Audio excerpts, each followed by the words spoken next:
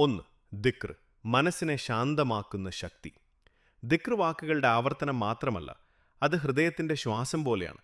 മനസ്സ് വ്യാകുലമായിരിക്കുമ്പോൾ സുബ്ഹാനല്ലാഹ്, അൽഹംദുലില്ലാഹ്, അല്ലാഹു അക്ബർ ഈ വാക്കുകൾ ഹൃദയത്തിൽ പതിയുമ്പോൾ ചിന്തകളുടെ ശബ്ദം പതിയെ കുറയാൻ തുടങ്ങും. ആവർത്തനത്തിന്റെ സ്വാധീനം, നമ്മൾ ഒരു ചിന്ത വീണ്ടും വീണ്ടും ചിന്തിക്കുമ്പോൾ അത് ആശങ്കയായി മാറുന്നു. ഇസ്ലാം അതേ രീതിയിൽ ഒരു പരിഹാരം നൽകുന്നു. നല്ല വാക്കുകൾ വീണ്ടും വീണ്ടും ആവർത്തിക്കുക.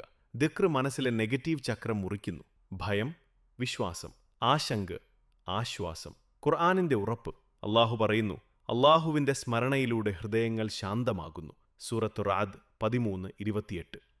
ഇതൊരു ഉപദേശം മാത്രമല്ല, ഇതൊരു ഉറപ്പാണ്. ശാന്തി പുറത്തന്വേഷിക്കേണ്ട, അത് അള്ളാഹുവിന്റെ സ്മരണയിലിരിക്കുന്നു. ഉത്കണ്ഠ ഭാവിയെക്കുറിച്ചുള്ള ഭയമാണ്. ദിക്ർ നമ്മെ ഇപ്പോഴത്തെ നിമിഷത്തിലേക്ക് തിരിച്ചു കൊണ്ടുവരുന്നു. അള്ളാഹ് ഇപ്പോൾ എൻ്റെ കൂടെയുണ്ട്.